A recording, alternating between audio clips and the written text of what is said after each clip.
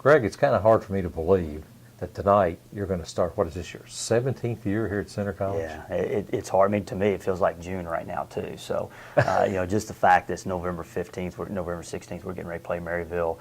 Things are going fast. It's been an eventful fall. Guys are working hard, but we're getting ready to play a tough team tonight in Maryville.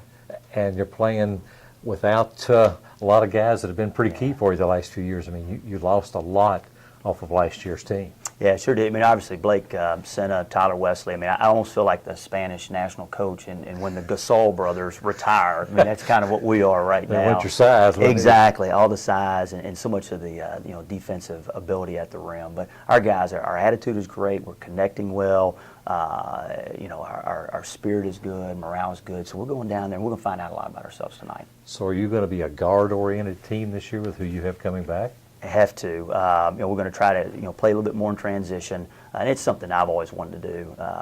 We've gone in the post a lot the last 2 years just because. You don't want to play that fast. Don't be telling me that. I want to play. You're not going to do that. We want to play faster, but it's one that until you miss a shot. Yeah, and we got to get back now. But no, we need to play fast. We need to score before the defense is set, and it's just who we are this year. We're very young. Execution is going to be a work in progress. So we need to score before the defense. Who are you counting on to set the tone tonight and going forward? Matt Gump, he's out there getting shots up right now. Hard worker, one of the hardest workers we've had in years. He's been in a lot of big games, more so than anybody else in our program. He's been in a conference championship game. He's played an NCAA tournament game. So I think he'll set the tone. And he's, Matt's a 12-point, 7-rebound, 4-assist type of guy. So other guys need to play around him. But we're excited. It's time to start it. Could this be a team that you won't have a guy that averages 16, 17, 18 a game? There's going to be more of a balance with 6 to 12. Yeah, I think our leading scorer this year could average 12, 13 points a game, and we may have 7 guys between 7 points a game and 12 points a game. So it's one that and we've always been a balanced offense, but this year probably more so than any. Now, you've got a really good freshman class, though, don't you? And you're going to lean on a lot of those guys, I would assume. We do. We're going to start 2 tonight, and there's a chance that a third could eventually kind of pop in the starting lineup. And we've got a lot of depth in that class, too. A lot of, Perrieres, Bailey Rakes at the point guard spot. Both are just very competitive kids. They're ready to play. Art Walker is as good a shooter as we've had in there in a long time. So I think at some point in time, he's going to jump in there. And we've got some bigs in there that we're pleased with.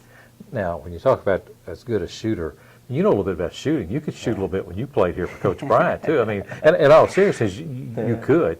Yeah, so when you say he's a shooter, he must be, because you've had some good shooters, too. Yeah, well, Josh Carson was the best shooter in the country 2 years ago. But when I recruited Art last year, they were playing at Rowan County. He was taking shots from the Viking mascot, which is 2 or 3 steps in front of half court. So when Art gets going, he's as good a shooter as we've had. Now, do you stress to your guys, when you played here, you were a shooter, but you also ranked really high in assists. You were also a passer. I mean, a lot of shooters aren't passers. Right. I mean, how is that going to be on your team this year when you have you're going to be kind of perimeter oriented? Yeah. Is it still going to be a good passing team? I think a better passing team than last year. And we've already said, everybody's like, where do you go late game? Because last year we'd go to Blake. Defensively, we'd go to Tyler. This year we're going to go to the open man. So we're going to have to move it, find that open man, one more pass, get good spacing, attack the rim. What we call wildcat, hit shooters, knock down shots. That's going to be us this year. Yeah. Well, you play at Maryville tonight, then you come back home Monday for one of the favorite games of the year, right. I think, when you have Transy, and they come in here this year. How special is that game, and what is that atmosphere like compared to a normal game? Yeah, it's a fun rivalry. The players are good friends, and they communicate with one another. Brian Lane and I are good friends. I know Kyle Macy. I know Barrett Meyer. There's so many. It's just a good, friendly rivalry. The crowd gets here. Their student body will be here. Our student body will be here.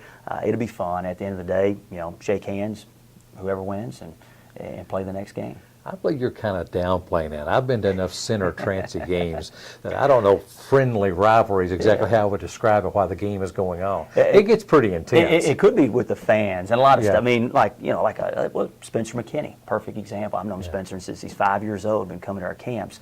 So when you know some of their players, and I've known Brian for 25, 30 years, so it's competitive for those 40 minutes, but then afterwards, we see each other in gyms, and I'll probably see Spencer driving through town. So there's a lot of friendships in this rivalry. Maybe in the crowd, though, I don't know. That may be a little different. But well, I'm gonna between the white lines is good. Can I come down Monday night about 10 minutes to go in the first half and remind you bet. how friendly it is out on You the bet. court, and for you to Yeah, quit hey. yelling and carrying on like you are? And that friendly little game out Call there? the play. If we're not scoring, call the play. Call the defensive set. I'm good with it. Oh, okay, yeah, I can hear that right now also. But one thing, and I didn't realize till I was looking at this, and we were talking a minute ago, that over the last, that you're one of only 5 programs since 2002 that has won 2/3 of your games. I mean, that's pretty impressive when you look. Right. There's Worcester, a traditional Division III power, and the other 3 are Duke, Gonzaga, and Kansas, and Center College.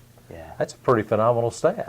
It's great company, and I talked with Steve Moore at Worcester about it, and we were both like, wow, to be in the same conversation with Duke, Kansas, Gonzaga, in an accomplishment, and obviously consistency of really good players, the Blake Sennas, the Tyler Wesleys, the Matt Nestides, the T.C. Thomasons, the Danny Knowles, the Greg Rosses. I mean, go on and on and on. The Brian Britts, the Reggie Magnusons, 2 guys who just inducted in the Hall of Fame. And when you get Hall of Fame type players that can be on All-American teams, and that's where you get that consistency. It's been a great run. It's amazing how well you coached when you went to Iceland and got Reggie.